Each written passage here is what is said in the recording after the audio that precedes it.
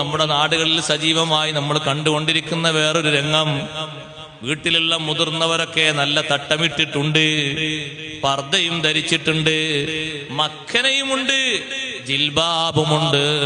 പക്ഷേ കാണാൻ നല്ല അഴകുള്ള കല്യാണപ്രായമെത്തിയ പെൺകുടിമാര് തോളിൽ ശാലയിട്ട് നടക്കുന്നത് കുറച്ചേറെ കൂടി വരികയാണ്.